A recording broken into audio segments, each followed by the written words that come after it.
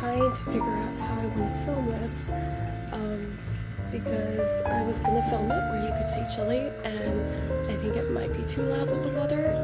I don't know, I'll play it back and we'll see. Hey everybody, what's up? My name is Amber Campbell. I am an author and a freelance editor. If you see anybody swimming behind me, that is Chili. So really quick, before we dive into the main points of this video, I just want to show you guys the 4th poetry collection. I am so excited.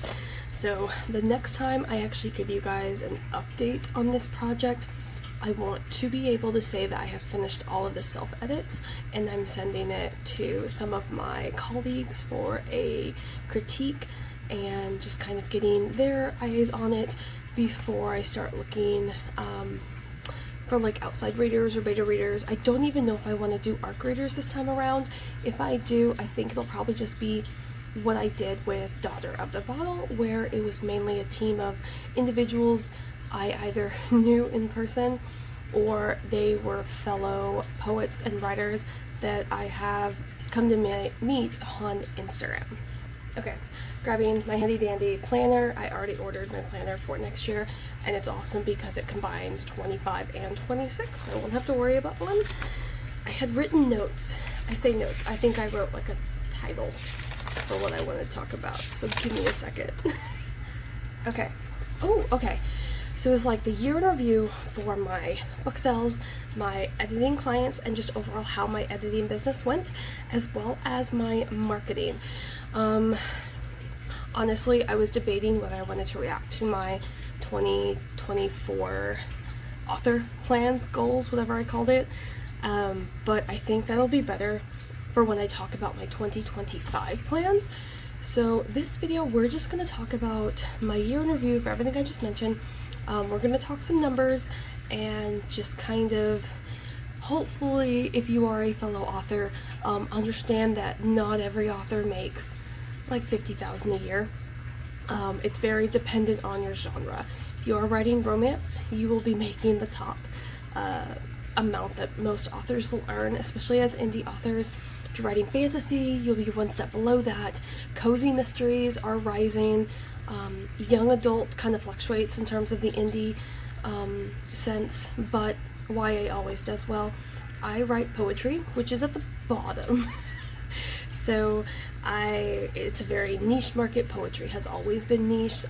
Most readers will not read poetry, so it just kind of goes with the territory. But the numbers for this year did surprise me in both good and bad ways, so I do want to go into that.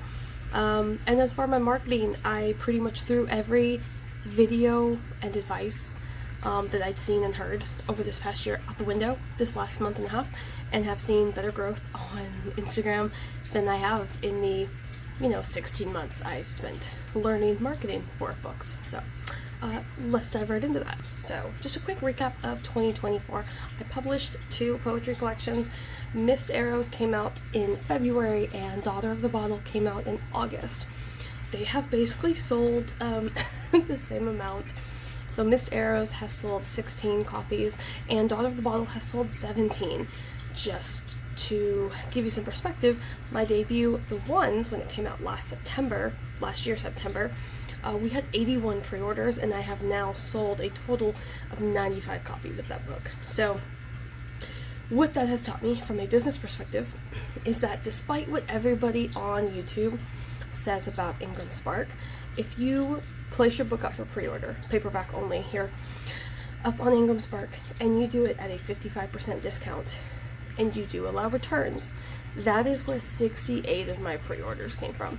I would say maybe 10 came from like family and friends, but I had 20 for sure went out to Powell's up in New York, and then another 10 went to this small bookstore. So I think I made like $1.30 on each copy, which is not a lot, but considering that both of my 2024 releases combined did not equal half of my pre-orders for my first book, I think it's imperative for especially new authors to go ahead and just do that 55% wholesale discount for retailers.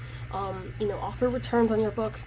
Normally they won't blatantly return them like a consumer, like a reader would. So don't worry about that. It's not like on Amazon's Kindle where a reader can buy your ebook, you know, spend 2 days reading it and then return it and then not spend money on it. So that is something that I do need to be more mindful of with my next release, because I do need to kind of bump it up in those sales, because that is where the bulk of sales comes from, is that pre-order to like that first week. So needless to say, I have sold, let me pull up that right over here. So I sold last year 90 copies of my books, and this year we have sold, if I'm doing the math correctly in my head, so we're at I will say I've sold 128 copies of my books. So 38 of those copies came from this year. So yes, we went back down, but my numbers in terms of like reach and an audience have grown. So this year we hit 500 followers on Instagram, and we also hit 300 subscribers here on YouTube. So I know there's some people who have subscribed and followed on both platforms, but that's essentially 800 people I can reach with every future debut. No, how many debuts do I get? Every future book release. So I'm just going to keep on doing that. For the longest time, and I've talked about this in marketing videos before on this channel, is that my Instagram growth and my YouTube were like neck and neck for months. And it was not until I started this radical new style of marketing over on Instagram that my numbers on Instagram shot far above YouTube. So from there, actually, let's just dive. We'll come back to my editing clients. Next, we're gonna go into marketing. Again, my follower growth on my social media platforms moves very much the same speed as my books. For those who don't know, I do have a day job, so this is not my full-time gig. But I would say from August to now, December, in about 4 months, I doubled my Instagram growth. Not fully doubled. I think I was at like 280 or 300, something like that. So the fact that I've gained 200 plus in 4 months is really, really good for me. And I literally I stopped posting reels. I stopped using trending audio, and I just posted static posts like 4 to 6 days a week, and almost daily stories. I would say that's probably 5 or 6 days a week as well.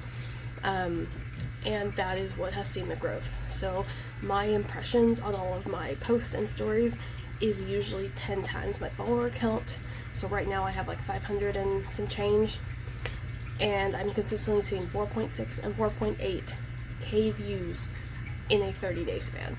So am I hitting like 100,000 people? No. But am I hitting 10 times my follower count? Yes. Because that is the opposite of what I see on YouTube, where most of my views get around 100 views, and right now I have 300 subscribers.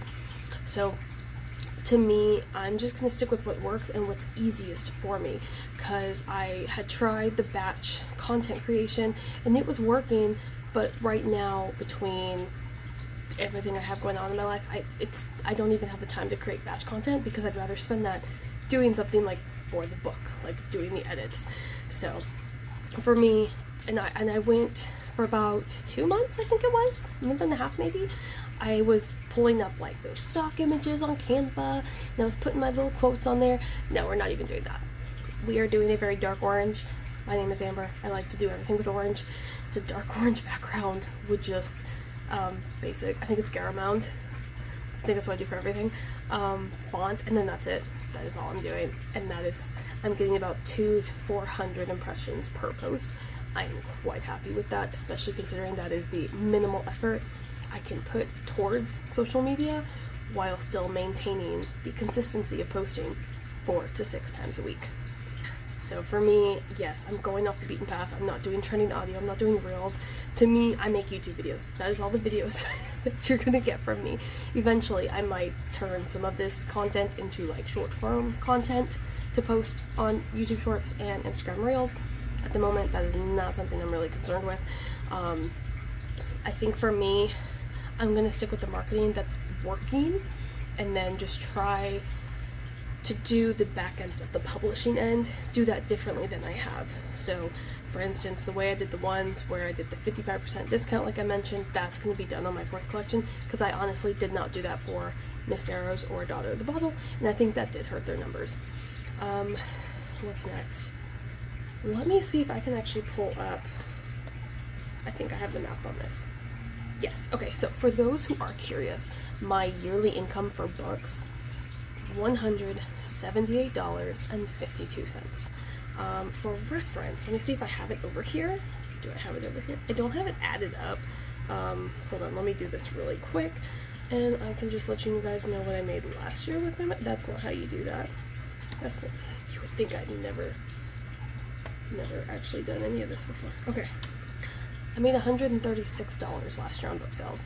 So, which is also interesting because I sold a third of the books but made more money. So I did raise my prices on the paperbacks and the ebooks. My ebooks have been on sale since October 18th for $2.99. That will be going on until December 31st. Again, another marketing experiment I'm doing. I made a video about it. I'll put it somewhere up there. So I did make more money, so that is good. And on that same vein, this video might be chaotic and I'm so sorry, but I think that they come off better when I don't have like a little script in front of me, is my editing clients. So I have now been a freelance editor for 2 years. It was 2 years in October. I am on Fiverr. I've had a couple clients on LinkedIn and Instagram, not many at all, like negligible. But last year I made $5,800 from freelancing, and this year we made, I don't fully know yet, but I do know it will be somewhere around 8,000.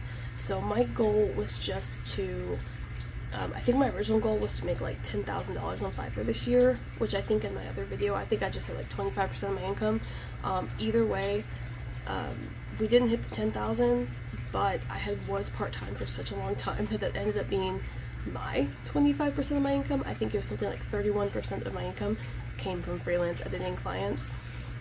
Which is really exciting, especially considering this is my second year running a business per se, because I am through Fiverr, and I know a lot of people will talk down about Fiverr and they'll say things like, oh well, you know, it's a great place to be a beginner, but don't stay there. Quite frankly, I'm doing just fine. Yeah, Fiverr does take 20%, but I charge a lot more for my services as opposed to other Fiverr freelancers, and I'm still consistently seeing clients, so my testimonials do speak for themselves. I think I've worked with 157 or 158 clients in 2 years, so I would say it just kind of depends on what your niche in Fiverr is. Sorry, I needed to cut that clip because it was going to be way too long and it would take forever to upload. So there is Chili behind us. It was so exciting. So we got him 2 snails.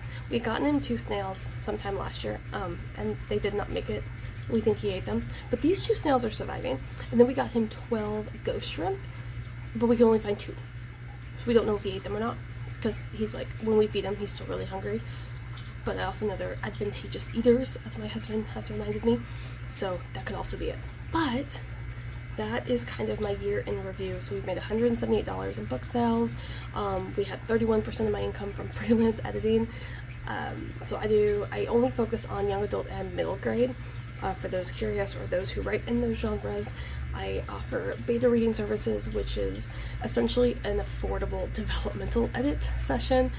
Most of my clients get back anywhere from 7 to 13 pages of notes. So if that's something that you need and you don't have a strong circle for beta readers, that is something I would highly encourage. Most beta readers, if they charge like $5 to $20, they're just going to read it and tell you if it's good or bad. They're not going to offer you editorial feedback on how to improve something or how to fix a problem, which is what I do.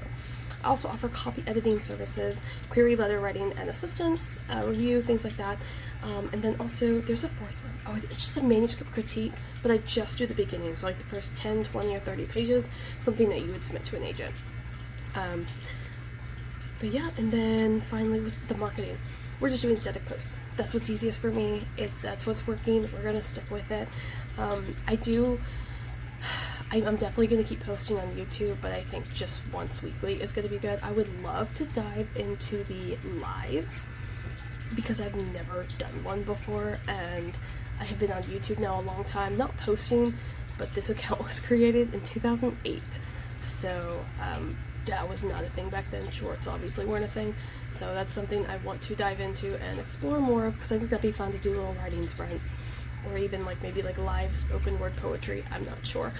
I do want to post more spoken word poetry, so if there is like a particular theme or just like topics that you would like me to read about, I can like curate them from the collections that I've published, and I can do spoken word poetry on those subjects if you like. So, but I hope everyone's having a great December, and I hope everyone had a good Thanksgiving for those who celebrate, and I hope you were all resting because I am not getting enough rest. But I will see you guys next week. Hopefully I can do my 2025 goals and review my old ones. I think I kind of gave away the fact that I didn't hit all of them, but that's okay because we're going to make brand new goals for 2025 regardless. So thank you guys so much for watching. If you liked it, go ahead and hit that like, subscribe, comment, all the clicky button things, and I will see you guys next time. Bye.